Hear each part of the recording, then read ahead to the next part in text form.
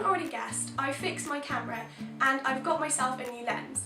I decided to try filming in front of my bookcase today and I think it looks quite good. But if I am out of focus or in the wrong place, then I do apologise. I will get used to the camera. It shouldn't take me too long, but if there's anything wrong, I am sorry. Christmas is sadly over, but I managed to get a couple of books for Christmas and after Christmas with Christmas money and vouchers, and I decided to do a little book haul with you to just talk you through what I got. I was actually gifted the first two books, the first being Horrible Histories, France. If you don't already know, I study French at A-level and I love almost everything to do with France, including the language, the literature, the culture and the history. But my knowledge of French history is quite narrowed in time periods and events, and so to have the entire French history is going to be a great read, and I'm very, very excited to read it. I'll probably just dip in and out of it, but I am so grateful for this. The second was a gift from my good friend Ella, and it is Alice's Adventures in Wonderland and Other Classic Works by Lewis Carroll. Ella knows how much I love Alice in Wonderland, and she too has read the books and very quickly, and she really liked them too. Alice's Adventures in Wonderland is one of my favourite stories ever.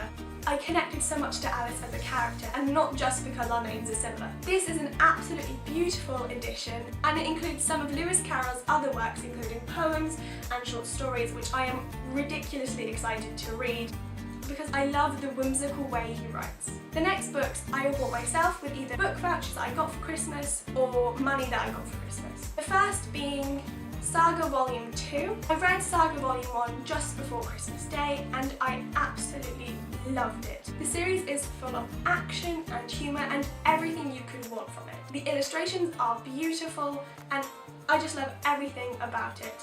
So I had to buy Volume 2 as soon as I could, and I have read it and I love it as much as I do the first. The next is Foxglove Summer and is a supernatural crime book.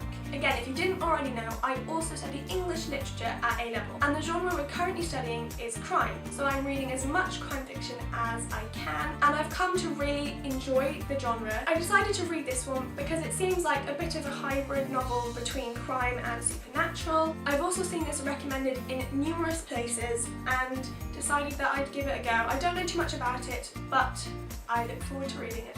The next book is also a crime book and is Never Somewhere Else. The reason I picked this crime book up is because it is set in Scotland, and a lot of the crime books I read are set in America. So I wanted to read one that was a bit closer to home and yet still has the grittiness of an American crime novel.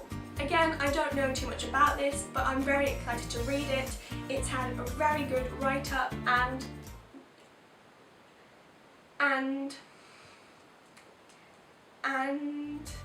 I thought this would be a good read and something a bit different to the other crime books I've read. The last book is the adult edition of Only Ever Yours by Louise O'Neill. I love Louise O'Neill.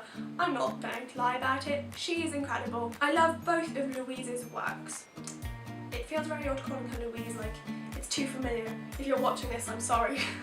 Out of her two books, I personally preferred Only Ever Yours. I felt I could connect to the themes slightly more in this book than the other, although both are very powerful and thought-provoking. I've been wanting to get my hands on this edition for a very long time, so when I saw it, I had to buy it. I definitely think I will be rereading this book this year, as well as her other book, asking for it, because I need to.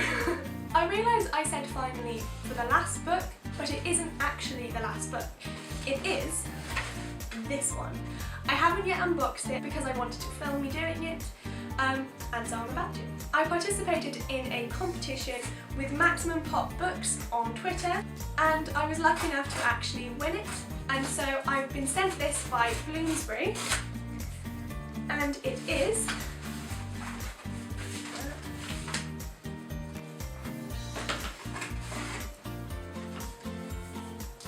One by Sarah Crossan, and it is also signed.